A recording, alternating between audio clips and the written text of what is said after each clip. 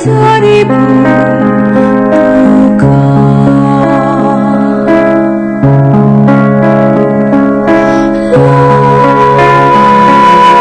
Lama kehilangan diriku,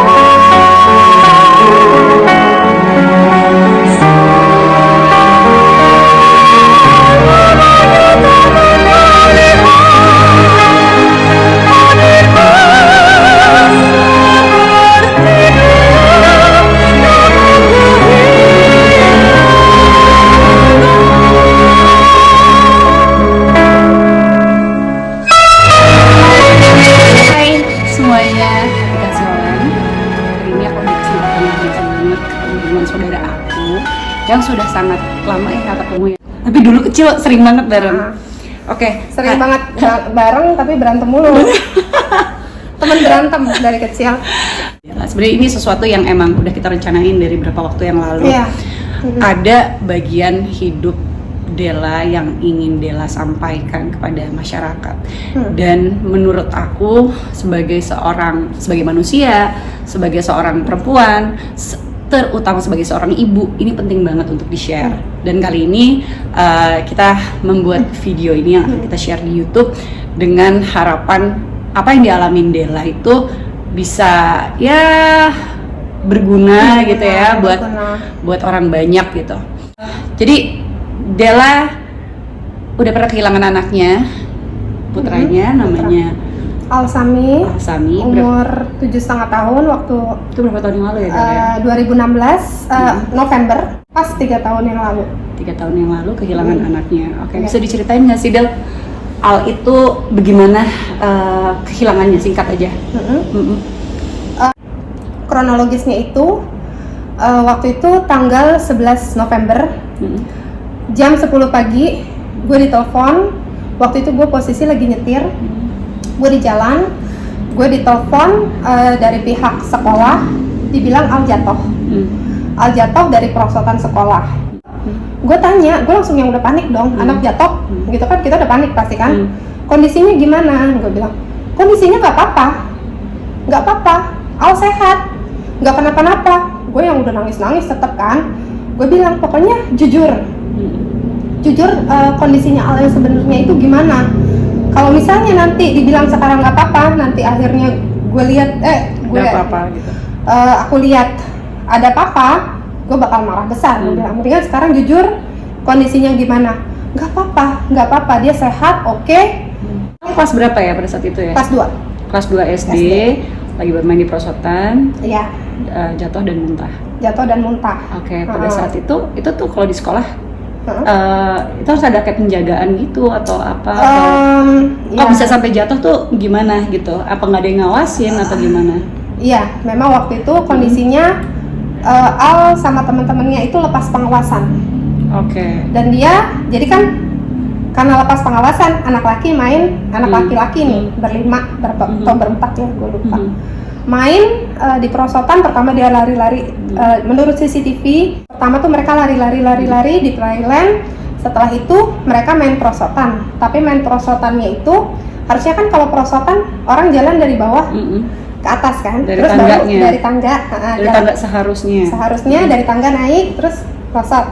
Nah ini karena tidak ada pengawasan, mereka jalan dari selain perosotan. Jadi apa sih seluncurnya? Mereka jalan dari bawah ke atas melawan arah. Seperti pada umumnya anak-anak kalau tanpa pengawasan ya, seperti itu ya. Oke. Pada saat di atas, Al kayak slip, kayak dia nggak didorong, nggak apa, dia jatuh. Dia jatuh, dia bangun, dia jatuh lagi, pokoknya sampai 4 kali dia jatuh. Di bawah. Jadi dia berusaha bangun, terjatuh lagi. Sampai 4 kali. Sampai dia merangkak. Terus guru datang. Nah, kayak gitu.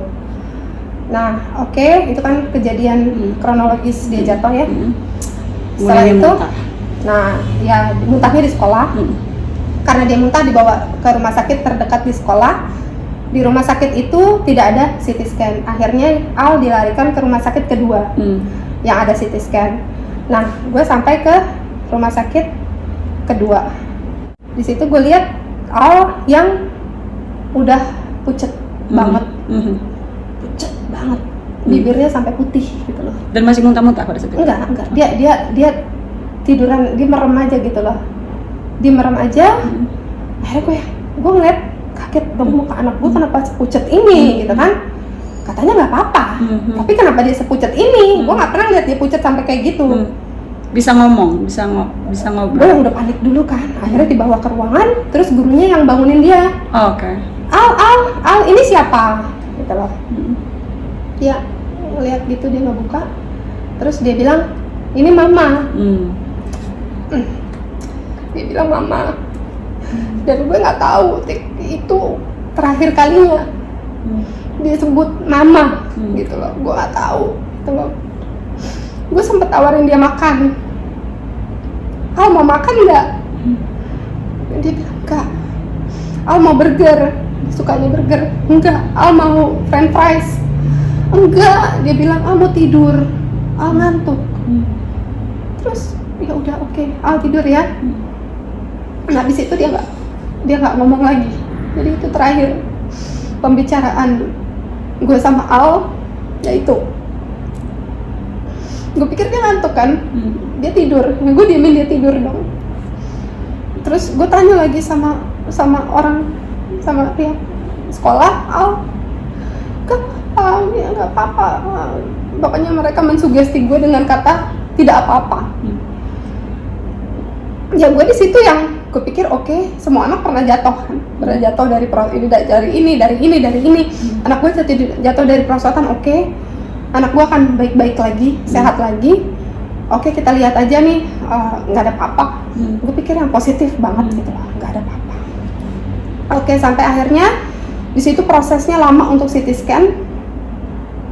Akhirnya sampai gue harus marah-marah dulu, gue harus gebrak-gebrak meja dulu. Itu udah ada kali nunggu itu kayak 2 jam lebih untuk CT scan. CT scan, hasilnya keluar. Di situ susternya yang kode red gitu loh. Mungkin ya, ingat gue kode red gitu. Artinya istilahnya ini kondisi yang membahayakan gitu loh. Terus di situ suster ada nanya gue yang gue kaget. Suster bilang sesuatu nih sama gue. Hasil CT scan itu, gue yang enggak. Gue bilang enggak. Gitu loh. Di situ gue berpikir ini rumah sakit yang nggak benar. Dia bilang apa? Dia bilang di situ anak gue ada tumor. Dia tanya, ibu, anak ibu ada tumor. Gue apaan tumor? Nggak ada. Anak saya nggak ada tumor. Emang nggak ada tumor. Dan di situ lo lagi fokus karena anak lo abis terjatuh, bukan urusan lain. Iya. Tiba-tiba jadi tumor gitu kan. Okay. Terus ya anak saya nggak ada tumor gitu kan. Terus gue yang berpikir ini rumah sakit nggak beres, nggak benar. Emang kan dari awal juga gue nggak karena memang itu rumah sakit yang terdekat aja gitu kan. Akhirnya di situ gue larikan Al ke rumah sakit ketiga. Dan itu proses, ambulannya nggak ada. Gue harus keluar rumah sakit itu cari ambulan sendiri, dapat ambulan satu nggak bisa bu, mau ngantar orang, cari ambulan berikutnya. Akhirnya sampailah ke rumah sakit ketiga. Oke, di rumah sakit ketiga gue masih positif thinking banget gitu loh. Sampai gue lagi dekat anak gue, tiba-tiba suster datang. Gue disuruh keluar, ditutup horden ruang IGD. Terus gue yang kenapa ya kan? Gue tanya, sus kenapa? Dia diem dulu berapa lama, nggak taunya sebentar dia ada yang keluar. Terus ada satu suster pokoknya teriak ke gue, kalau nggak dipasang ini tadi anak ibu udah lewat. Itu kata-kata itu yang sampai akhirnya Al nggak ada, itu yang masih bikin gue trauma berat gitu loh. Gue kadang tidur yang nggak taunya kata-kata itu ada muncul gitu loh. Sampai sekarang udah mendingan ya, setelah 3 tahun udah mendingan, tapi awal-awal sampai berapa tahun tuh kata-kata itu yang bener-bener di hati gue, karena yang gue dari yang positif gitu loh, terus yang gue baru sadar anak gue separah ini gitu loh, percaya sih? Gue masih gimana sih kita dari positif thinking gitu, terus gue tuh dijatuhin yang bok gitu loh. Kalau nggak dipasang, kalau nggak dipasang ini tadi anak ibu udah lewat, berarti anak gue nih baru aja mau meninggal gitu loh. Gue tapi gue masih lagi positif gitu loh. Gue masih ya oke nggak apa-apa. Akhirnya sampai udah kan dia udah dipasang alat alat bantu napas, Alat pemacu jantung juga. alat pemacu jantung. Terus dokter bedah saraf datang kan, gue tanya sama dokter, dok gimana? Dia lihat hasil, dia cuma bilang berat. Gue yang masih berat, gue yang masih nggak percaya gitu kan. Berat apa berat gitu loh, maksudnya gimana dok beratnya? Dan lo masih yang menganggap hasil CT scan dari rumah sakit yang sebelumnya Gue itu lupa, adalah gue lupa saking lo nggak menganggap itu penting gitu ya, sebuah kesalahan dari rumah sebuah sakit. kesalahan yang kayaknya nggak Error mungkin aja. gitu loh, error gitu loh. Berat ibu, berat. Tapi gue udah agak ngedown yang dibilang yang anak ibu lewat itu kan. Berat. Maksudnya gimana dok? Berapa persen? Dia sampai yang mau ngomong tuh berat susah gitu. Akhirnya dia nyebut 0% harapan. Gitu. Gue tanya berapa persen harapan gitu kan? 0% dia bilang. Jadi intinya nih anak gue nggak mungkin terselamatkan gitu. Gue di situ yang langsung yang gue nggak bisa napas, tiba-tiba gue jatuh, gue nggak bisa napas dan gue agak lupa. Abis itu gue lupa, gue udah di kamar ICU sama Al. Menemani Al. Gue cuman bisa nangis ya kan, nangis, gue nggak percaya gitu loh. Gue cuman ini mimpi gitu loh, ini mimpi ya Allah, ini mimpi, nggak mungkin gitu loh. Nggak mungkin anak gue pagi-pagi mau sekolah masih seger buger, masih gue suapin makan, masih gue bercandain, masih gue video-videoin, dia masih ngambek-ngambek. Nggak taunya selang berapa jam udah terbaring di ICU dengan dokter bilang anak ibu 0% harapan. Gue masih yang nggak kebayang gitu loh, pikirnya nggak sih. Terus hari pertama Al di ICU, dokter udah suruh gue kan Al itu maksimal support ya. Di ICU tuh ada maksimal support, ada minimal support. Al itu di maksimal support. Maksimal support untuk mempertahankan supaya dia hidup. Oke. Nah,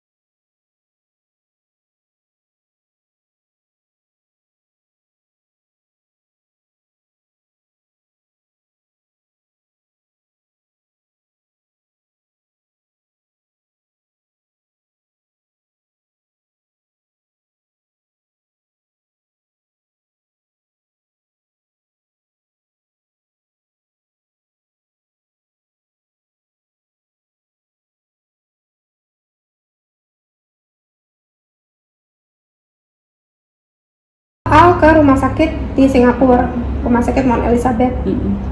Tapi di situ dibilang Alnya komanya terlalu dalam.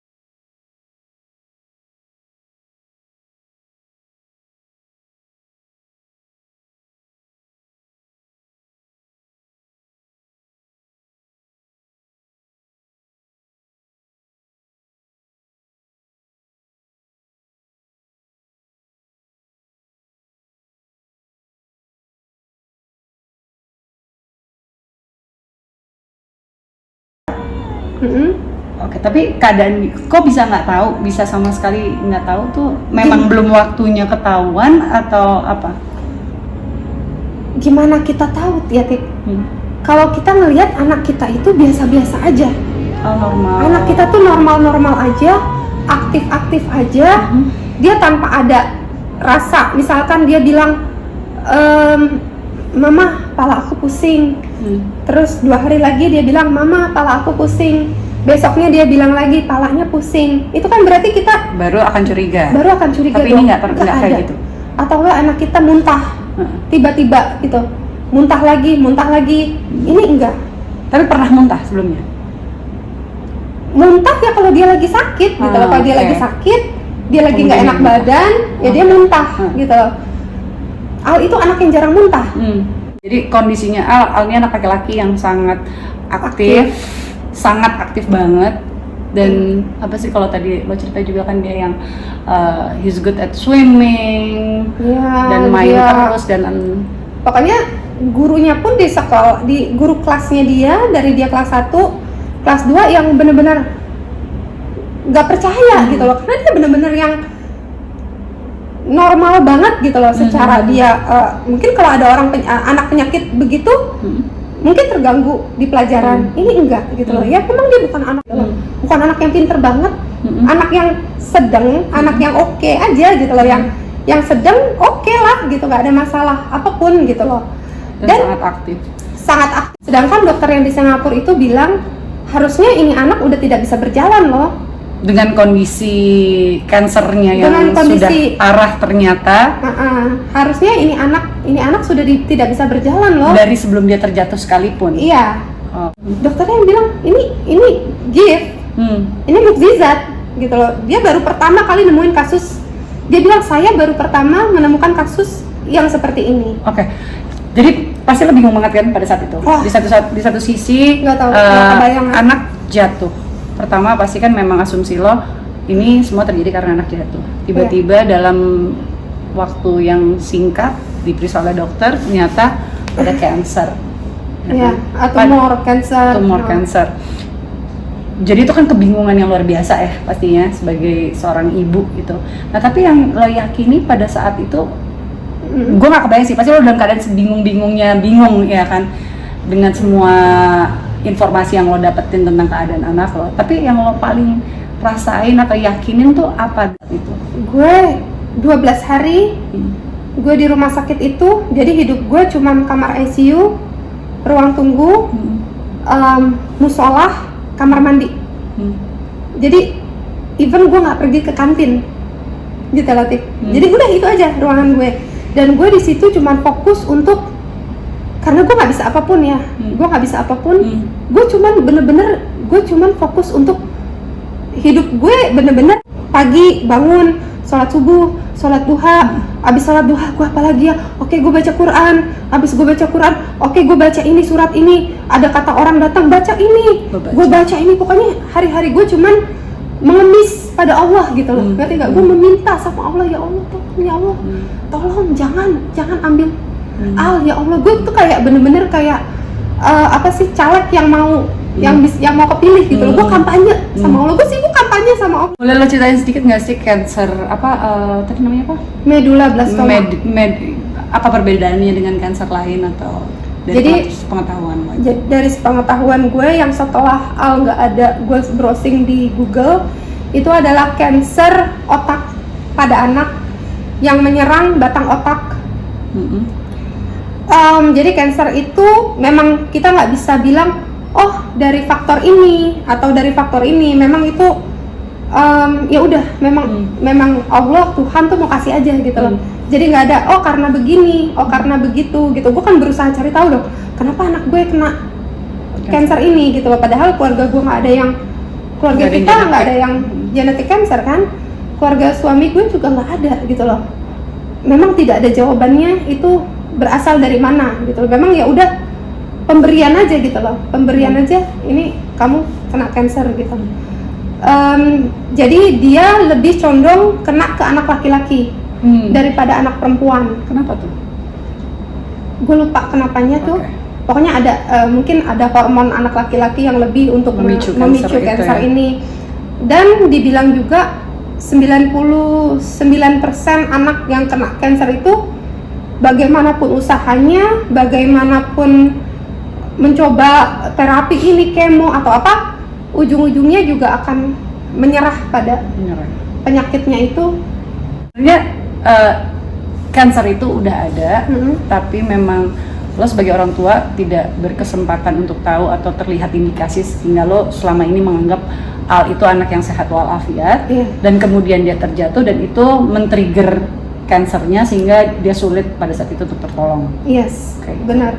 Jadi memang tidak ada gejala, tidak ada gejala signifikan yang benar-benar membuat kita tuh harus bertindak gitu loh. Nggak ada, benar-benar nggak ada. Jadi ini juga ya, maksudnya kita hari-hari kan sering anggap oh anak gue fine-fine aja, anak gue sehat, ini itu atau segala macam gitu ya, tanpa. Jadi kayak gimana dong tuh kalau jadi orang tua? Nah, Kita ya, kayak gimana buat jadi makanya- deg-degan nih? Ya, di sini sih gue nggak mau yang bikin orang tua jadi apa ya, jadi woritan atau jadi waswisu sama anak. Tapi mungkin dari kasus gue ini bisa jadi pembelajaran buat orang tua lain gitu loh. Jadi kalau misalnya kita ngelihat, jadi bukan gue bilang di sini gue nggak care sama anak gue ya, Tik ya, sampai gue nggak tahu anak gue ada cancer gitu loh. Tapi memang tidak terlihat sama sekali ada indikasi.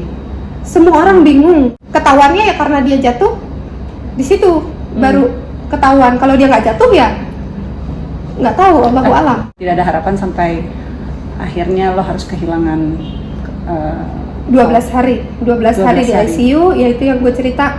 Dari hari pertama dokter udah suruh gue lepas alat, tapi gue nggak mau sama sekali. Akhirnya tanggal 22 November jam 10:15 itu Al kritis, tapi gue nggak dikasih tahu karena gue posisinya tidur. Al kritis, gue nggak dikasih tahu, gue nggak bisa bangun saat itu. Mungkin Allah udah atur di situ. Gue dikasih tidur sampai akhirnya gue dikasih tahu Al udah nggak ada. Lagi baca sholat Al-Muluk, nggak taunya setengah baca gue dibilangin Al udah nggak ada. oleh yang ngajak Papahnya Al. apa-apanya pada Gue saat tengah-tengah baca itu. tengah-tengah baca itu ya gitu. Di situ kondisinya Al tetap masih di maksimal support.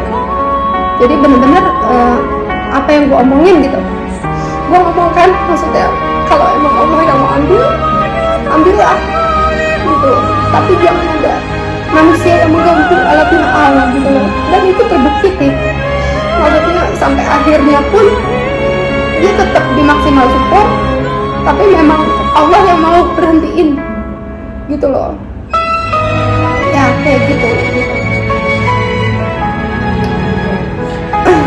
Berat ya. Ya.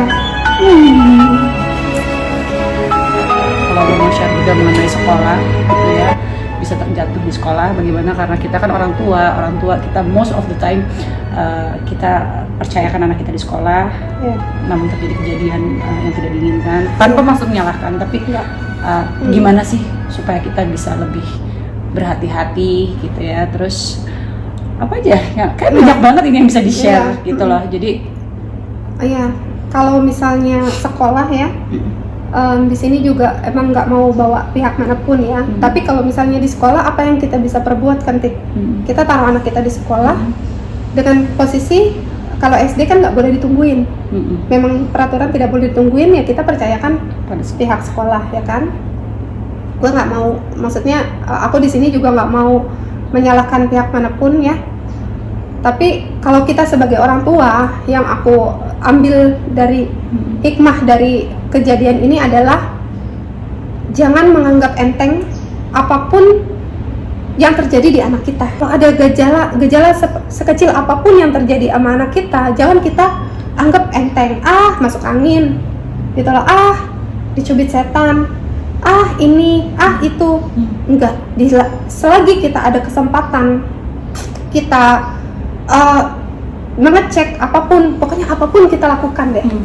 Ada gejala segini, misalnya anak kita sering pusing lagi, ngomong pusing lagi, cepet-cepet kita ambil tindakan apa gitu loh. Hmm. Bukannya gue mengajarkan untuk jadi orang tua yang was-wasan ya, atau orang tua yang waritan gitu ya, enggak gitu loh. Tapi untuk apa ya? Untuk ketenangan kita juga gitu loh. Jangan sampai udah terlanjur baru ketahuan.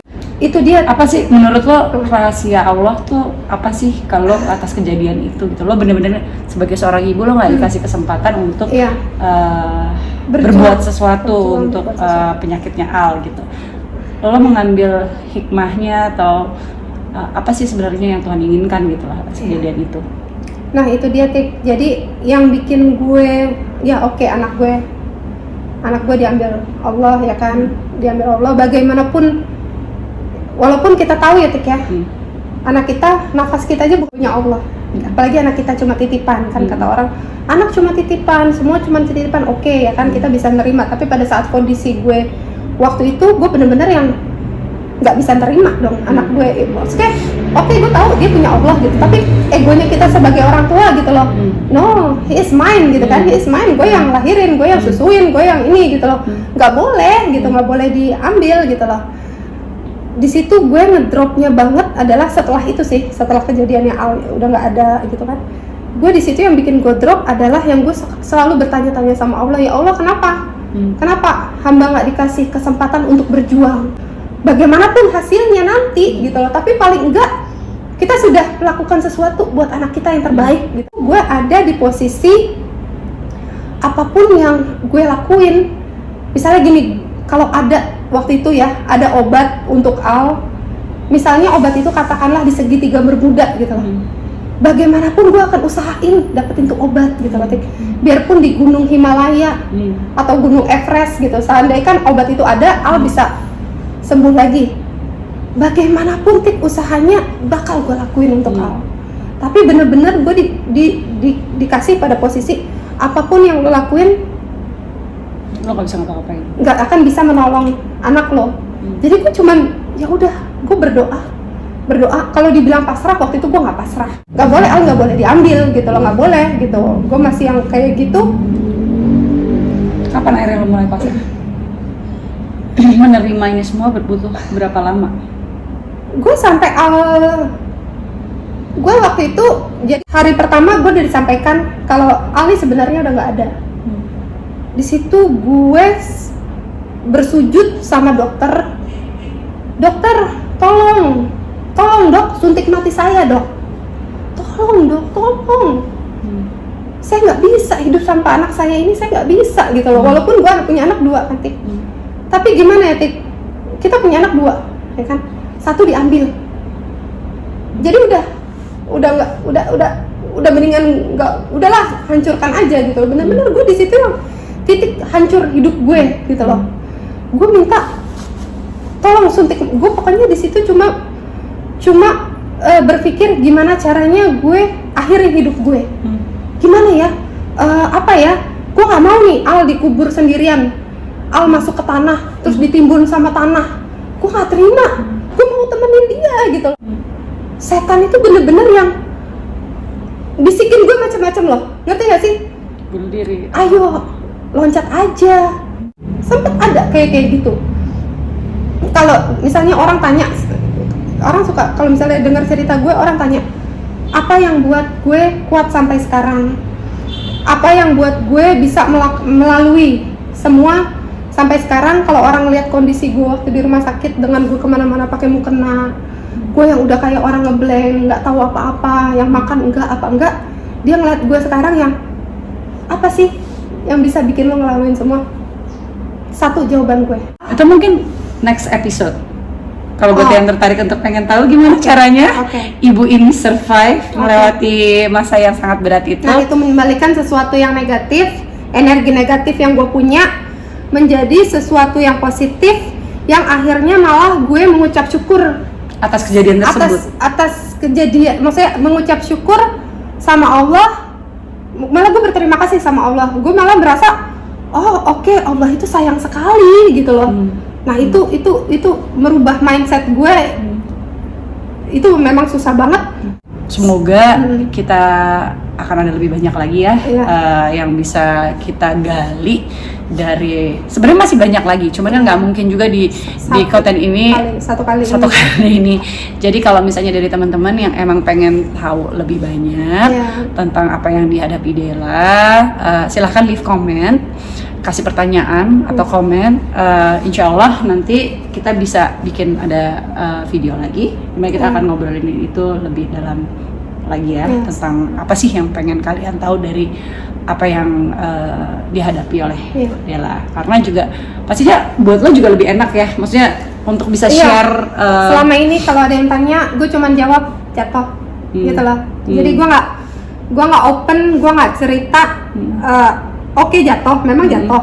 Tapi kan di balik jatuh itu ada cerita lain gitu loh. Ya kan ada cerita yang tadi gue udah sharing tentang si kanker medulloblastoma yang diidap Al tanpa kita semua tahu. Please leave comment. Pokoknya Della di sini sama aku udah komit ya, kita mau berbagi apa yang dialami Della ini bisa bermanfaat buat kalian semua. So please feel free to ask or anything. So thank you semuanya. Thank you Della.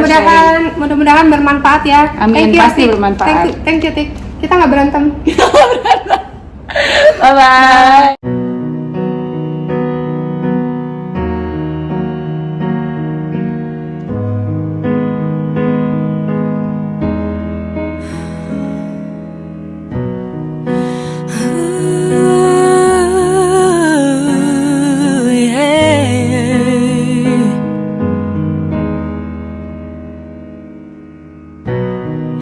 Today you're gone. Today you left me. You left me for heaven. I'm on my knees, crying and begging. Please let me be dreaming. Please let me be dreaming. Young, beautiful boy, making his way up to the golden doors. Time will not erase all of the tears streaming down our faces for you. We'll miss you, baby boy.